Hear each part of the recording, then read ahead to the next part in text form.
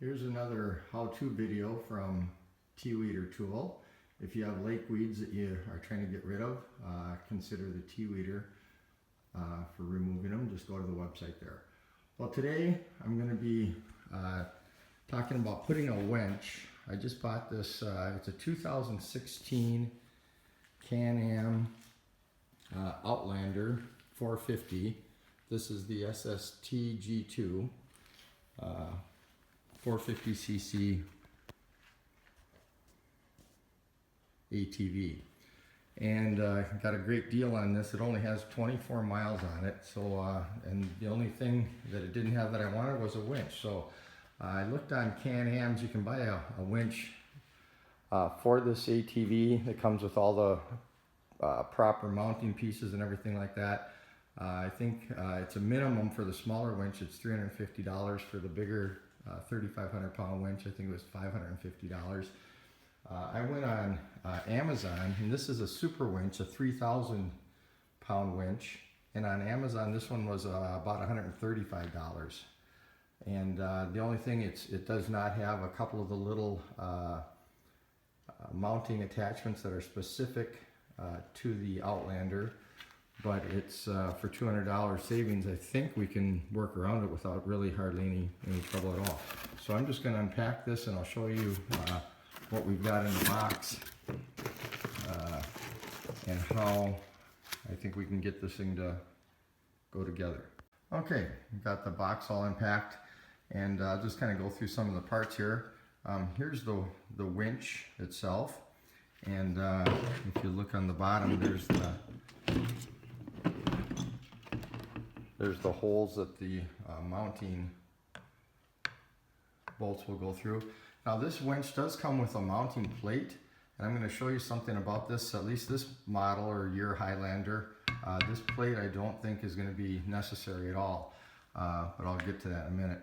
Then there's the roller fairlead and the hook that goes on the end of the cable.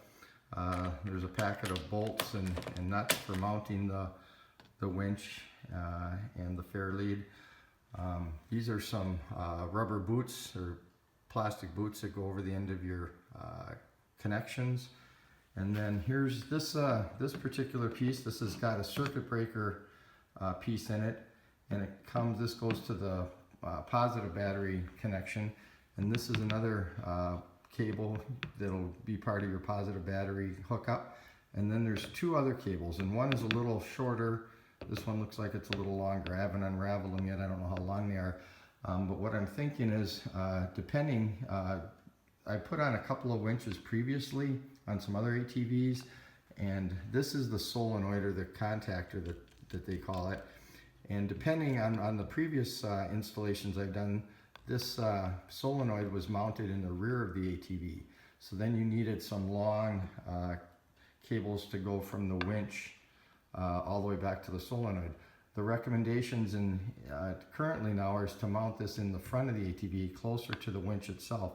So what I might end up having to do is changing out, these came pre-attached, but I might have to take this section of cable and replace it with the longer one so that it can reach all the way back to the battery. Then I'll use this short cable to go from the winch to the solenoid. So anyway, that's just something once I get the body panels off, we'll look at that and see. Now up here is the handlebar control. This connects to the handlebar, and then this is what controls the winch when you're sitting on the ATV. And then these parts here are if you want to hook up a remote control, and I don't think I'm going to do that. I've never in all my years really had a need for a remote, but this is the socket component, and to do this, to mount this, you'd have to drill a hole in your left side panel to accommodate that. And then this would, if you did want to use the remote, this is the hookup for that. And this has kind of a pigtail connection so that you would hook this to the solenoid, and then there's an extra set of connectors on this that would allow you to hook your handlebar connection to that. But I don't, like I say, I don't think I'm going to be hooking that up. I don't really see a need for that. So those are all the components, and I'm going to quick show you on the Can Am, on the Outlander. It actually has the holes underneath here there's 4 holes. I don't know if you can see them, but 1, 2, 3, 4. And these match the bolt pattern on the bottom of the winch. So no mounting plate is necessary with this your Can Am. And then for mounting the fairlead, there's 2 bolts in place here. And I think the fairlead just mounts right over that. So I think I can mount the winch and fairlead without any kind of mounting bracket. I did a lot of looking on the internet looking for a mounting bracket for this unit, and I couldn't find one. Finally, I called a dealer, and he said, well, I think that one already has kind of a built-in mounting space, which it appears to have. What I'm going to talk about next is panel removal. In order to get the winch mounted, they recommend removing a number of the panels, and it was kind of hard finding information on this. One panel we're going to be removing is this is called the I think it's called the gauge support panel. So this piece will come out, and then there's also I can't remember what this panel is called, but there's this panel here that will come out, and of course you have to remove the seat in order to do that. One set of instructions that I saw recommended removing the right front tire to get access. I'm not going to do that. I don't think I need to do that. Let me get a flashlight here, because I think there's plenty of room in there to do what I'm going to try to do. But anyway, so a couple of the other panels you're going to want to remove. Once the seat is gone, this is the side panel, this is the right side panel, and this will come off. And if you're going to mount the remote, the socket for the remote control on the other side, that panel will come off on the other side. I'm not going to take that side off. But so anyway, you'll be taking this panel off. And to do that, you have to take off the seat, and then there's some push rivets that you take off. You also need to remove the inner fender panel, this black piece that runs up and down to here. And to remove that one, there is let me try and turn my light on so you can see these a little better. There's a rivet at the top right up here that you can see. And then there's another rivet right here that you can see. And then there's another one down at the bottom. And I thought and then right here there's actually a black zip tie that goes around the panel and attaches around the radiator hose. So it looks like 1, 2, 3, and maybe, I don't know if there's one underneath, I don't see anything. 1, 2, 3 of those push rivets, and then that zip tie you'll have to clip off of there. Then you can remove that panel, and that'll give you, right back behind this panel, right behind the shock there's a bracket, kind of a triangular shaped bracket that they recommend. That's where you would mount your solenoid to that bracket. So once I get that panel off, you can see that a little better. So I'm going to show you how to remove these panels, and it might be a little difficult. I don't have a tripod with me, but first of all, I'm going to remove this the gauge support panel, and what they recommend is that you grab here and here on both sides and push in, and then you can release the tab. And I actually found I was having trouble doing that. I had more success. I was reaching, where was it? Right back in here on this edge here, pushing in, and then on the other side push in. And I was having a lot easier time releasing those tabs on those back sides first. And then once those were released, the panel, and wiggle it out of here. It's hard to do with one hand, but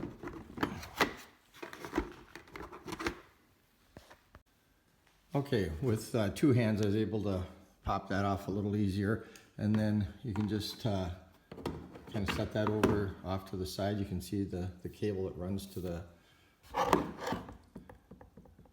gauges there. And the reason you have to take this off is this is the fuse box, and behind the fuse box you can see this little white connector right here.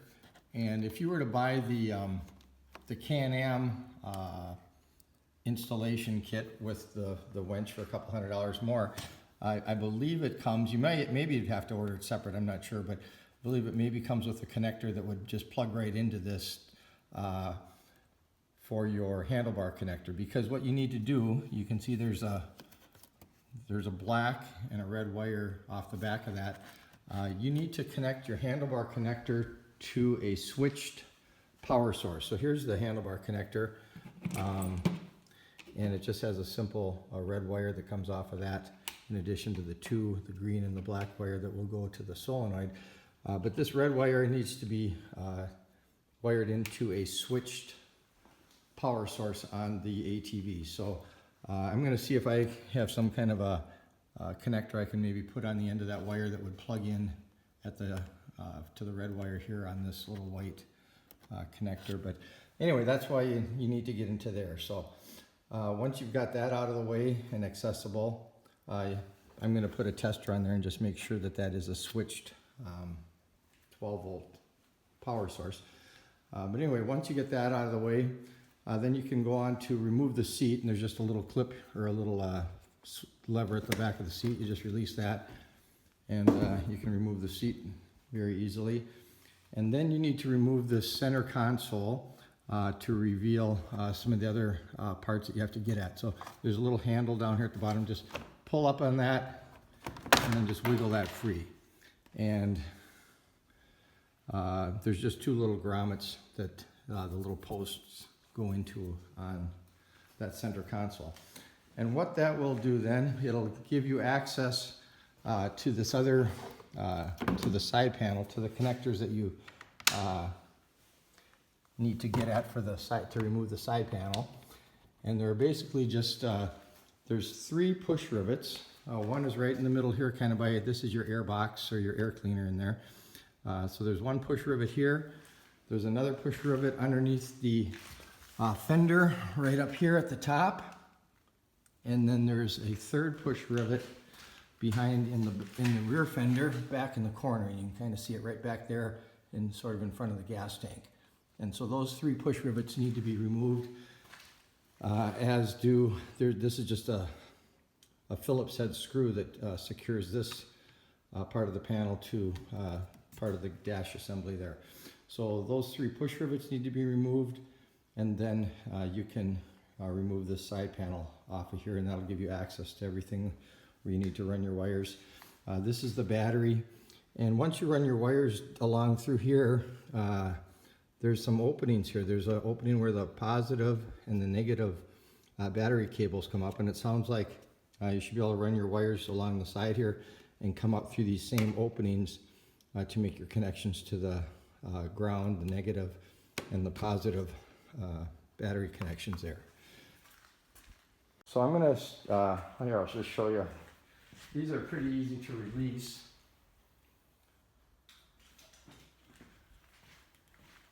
Usually just maybe a pliers or needle nose and a screwdriver, but all you have to do is get, there's a little notch in there. Just put a screwdriver in and you can pop that center part out a little bit. And then once the center part is popped out, well, there it came out completely, the center did. And then with a needle nose or a pliers or whatever you have handy, you should be able to pull that part out. And you just do that on those connectors or those rivets, and then those panels should come off. So I'm going to release the rest of these and take that little screw out, and then I'm going to see about taking the side panel off. I took the screw out, and the rivet under here, you can see by the front tire, that one out, and then this one here, and then back here, back in the corner by the gas tank, you can see where that one came out there. So now what they say is that you should just be able to lift this up toward the back, lift it up, and then kind of pull it toward you, and then this panel should release. There you go, that came out like that. And then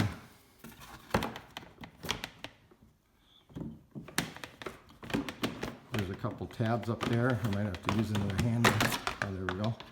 Okay, so then that panel came off and exposed all of that there. So we'll set this aside.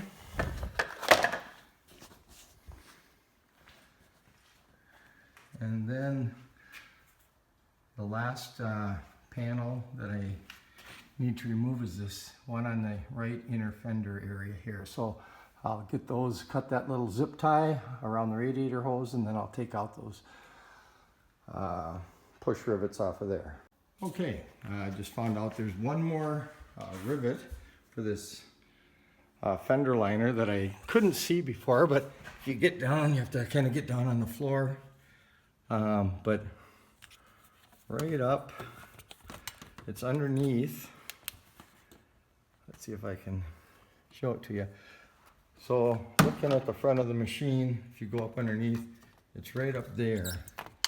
You can kind of see it in that little indent area, but there's one more push rivet right there that I got the light on that needs to come out. So I'm gonna turn off the camera and get at that one. And then that should be, I think, the last one. Okay, it took a little doing. I finally got that one connector that was up under here out of there. Maybe that's why it would have been easier if the front tire would have been off. And then I found one more connector for this thing, and you can kind of see it right down here, right there.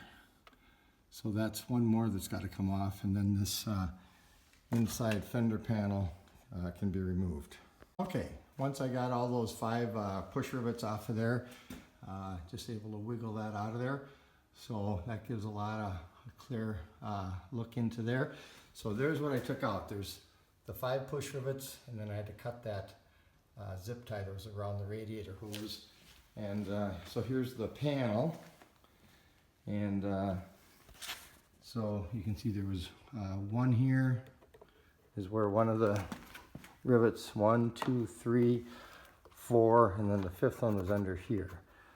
So those are the 5. These 3 holes, they weren't any, or this one was used for that zip tie to go around the thing. These other 2 holes were nothing. So those are the 5 that you used to remove that panel.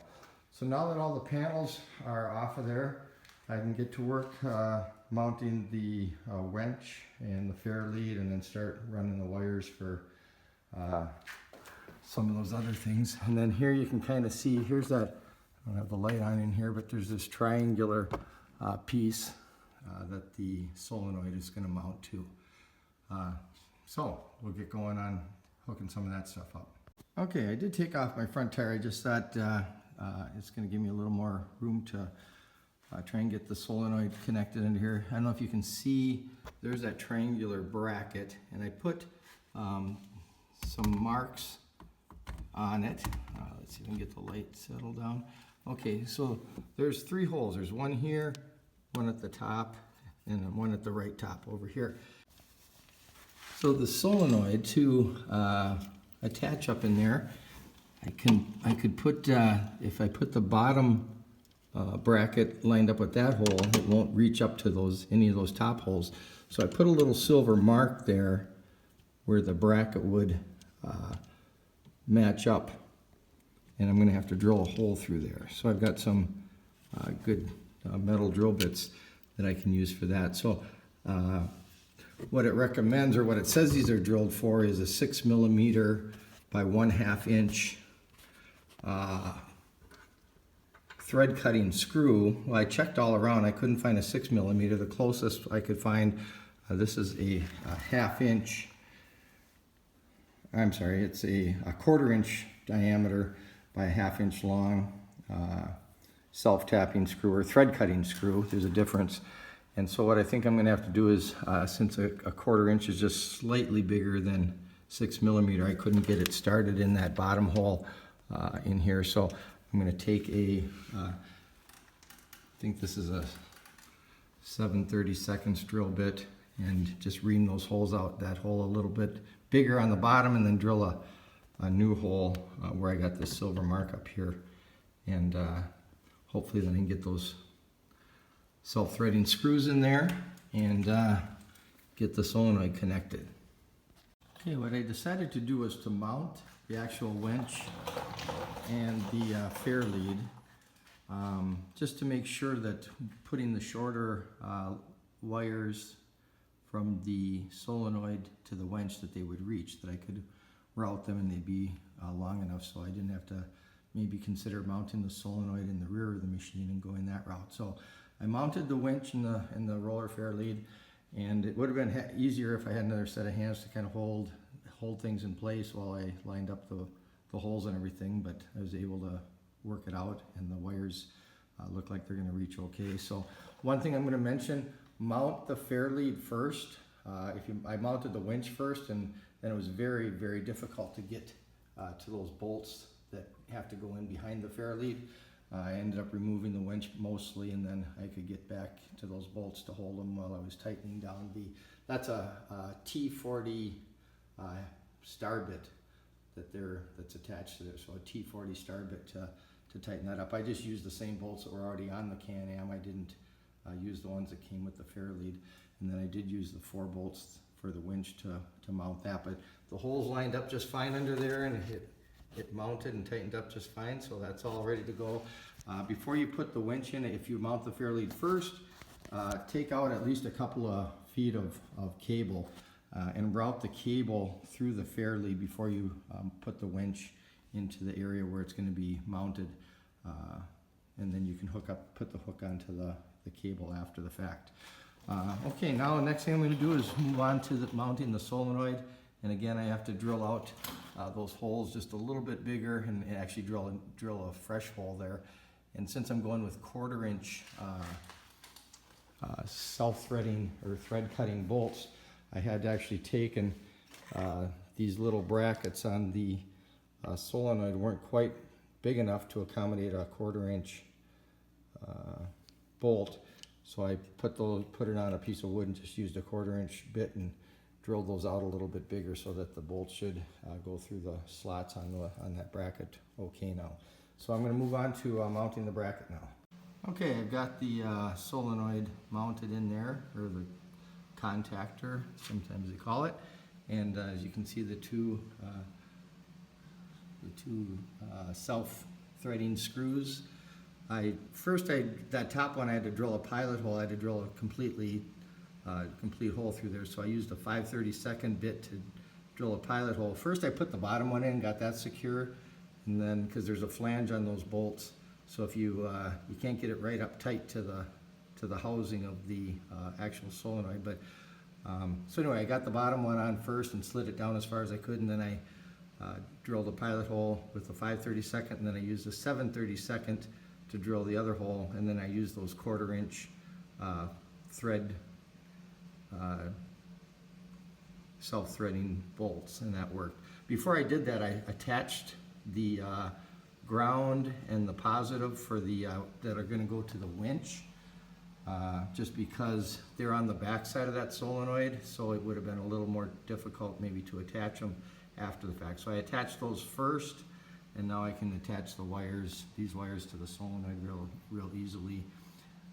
And then I think next, one thing I was going to mention, one thing that was really helpful, I had a really long extension for my ratchet, and that really helped me to just get way back here and be able to reach those bolts. So if you have a long extension, it might be something that you might want to put into use. But so next, I think I'll probably work on getting the handlebar control wired in. I'll have to find a hot wire to run that red lead to, and then the green and the black just plug right in here on the solenoid. So I'll work on that next. I decided to go ahead and hook up the connections to the winch, and I'm gonna, after I get finished, I'll zip tie those wires so that they're not in the way of anything that's moving or sharp like they recommend. One thing I forgot to mention earlier, when I was making the connections on the solenoid or the contactor or whatever, is they recommend putting dielectric grease onto those connections before you make them. So what I did is I got this little tube. It was about $3 for a small tube of dielectric grease, and before I put the boots over it, and before I tightened down the bolts, I just smeared this grease all around on the washers and the nuts and everything like that, and then I put the boots over the connections. And these were kind of a struggle, and then finally I used a needle nose and grabbed the leading edge and just grabbed it and pulled it down, and with enough grease smeared around there, they slipped on pretty easy. So that was just a little tip. So once I finished that, now I'm working on wiring up the handlebar controller. So I've got that mounted to the below the handlebar. You can see it right there. And I wanted it down below. I'm gonna probably put a mirror up here, and that way it's kind of out of the way, and if hopefully it won't get hit or damaged. And I also wanted the in button to be on the inside and the out button to be on the outside. So with this orientation, if it would have been flipped around, it would have been opposite if I had put it up on top of the handlebar. So that worked out fine. I just needed a real small little, I think it was 8mm wrench and a 4mm socket, or I'm sorry, a 4mm hex wrench to hold the back side of this, and then an 8mm, or was it 7? I think it was 8, to do the little nut on there.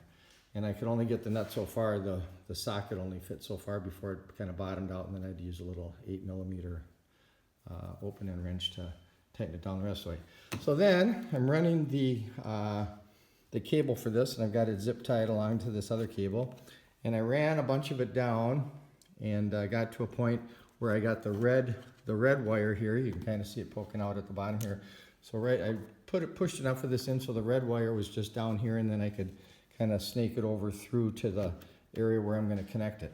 And if you remember, I had this little white connector that was mounted right on here, and I thought that maybe I'd have a little mounting bit that could fit through there, some kind that I could hook to the end of this red wire and just plug it in. I didn't have anything like that. So what I'm going to do, what I'm going to use, I just used a screwdriver, and I pried that up out of there, off of that little metal bracket.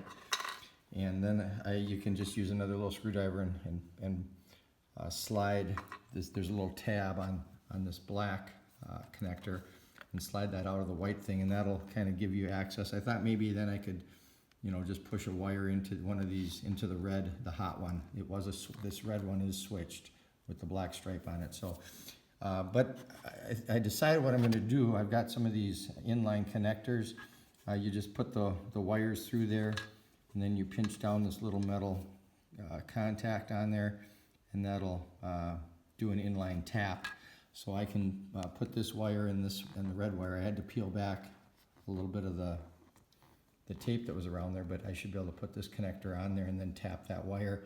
And then I might see if I can put this little white thing back on there and just anchor it back onto that metal spot again, just to keep it from bouncing around in there. But so that's the next thing I'm gonna take care of before I move on to the next step.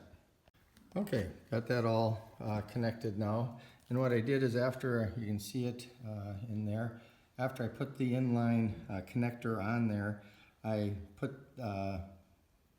it back in that little white tab, and then anchored it down onto that little metal thing just to keep it from bouncing around in there. And then what I did is, you can see, followed the cables from the handlebars down, and I just went down right down here. I snaked it down there, and then I followed with this wire from the handlebar connector, followed it down, and went right down through the middle of the steering area here, and right into here. And then I followed, there's some clear plastic tubes right by the radiator here, and I followed those tubes. You can see the black line right here.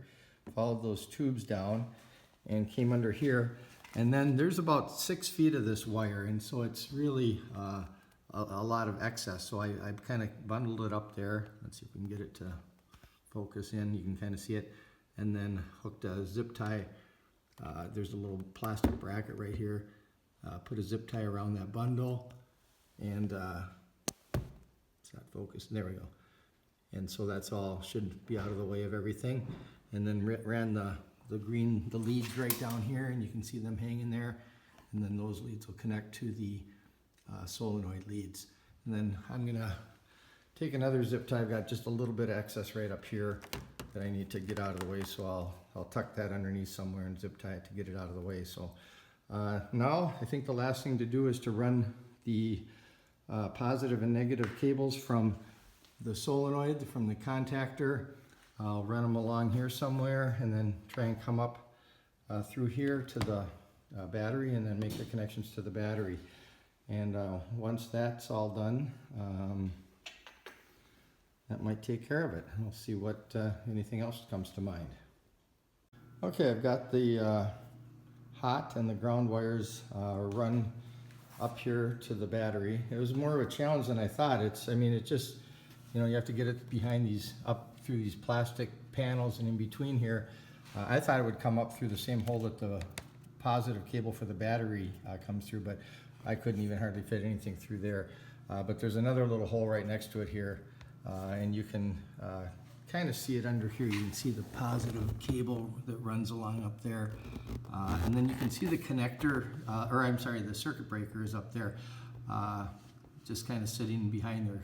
And what I had to do, since the solenoid or the contactor is mounted in the front of the machine, I had to switch the short lead, the short positive lead that was on there, and connect that to the circuit breaker here to run up to the battery, so I could have the long wire, the long positive wire, the red one, to run all the way back over to the solenoid. So I had to switch those. And one thing I noticed was when I did that, I'll just show you this one, the hole in the end of the positive cable of this short one that I took off of the solenoid was a small hole, and so it wouldn't fit the bigger bolt that was on the circuit breaker under there. So what I had to do is take a, you know, nail or secure that down and then drill the hole out a little bigger so that it would attach to the circuit breaker. So took me a few minutes to do that also. But now that's ready to be connected to the battery. But before I do that, I'm going to run these connections up to the solenoid, get everything zip tied so that it's out of the way and not rubbing or touching anything. And then we'll make the connection and see how things work. Okay, I've got the final hookup made. The cables are attached to the battery and ran them along here and did a couple zip ties. There's one there, and then I got it up through that little retainer there. And then there's some extra wires, so I coiled it around after I made my connections to the contactor there and got the green wires, green and black, the small ones connected also. Coiled those wires around, then used zip ties to keep them out of the way, and zip tied them together in a couple of spots just to keep them from bouncing around and stuff like that. So all I have left to do now is I have to connect the hook to the end of the cable and put all the body panels together, of course.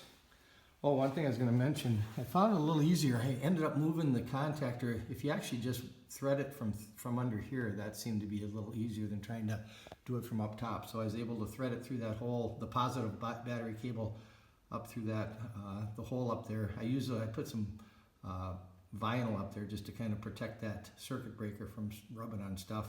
I just wrapped some vinyl that I had around it, and then ran it down through there and over. So that was a little easier to go at it from down here than trying to snake it from up above. So now I'm going to turn it on and see if all the contacts and everything work as planned before I put all the body panels back on, to make sure I don't have to pull them off again and check connections. Okay, just checked everything, and here I'll go over to the handlebar connector. I've got a little bit of cable out and keys on. Voila, everything seems to be working fine. So now the fun part of trying to get all these body panels back on and get them to fit like they did originally. That's always a challenge. It takes a lot of wiggling around, but hopefully it all works. So I hope this video helps somebody else, because it took me a while to figure some of this stuff out. They say it's about a 2-hour project, and it probably took me closer to 4 hours. So if I did it again next time, I think I could easily cut the time in half, but hopefully this will help somebody. And again, if you have lake weeds and you need to get rid of them, think about the tea weeder. If you have friends, I'd appreciate telling them about it too.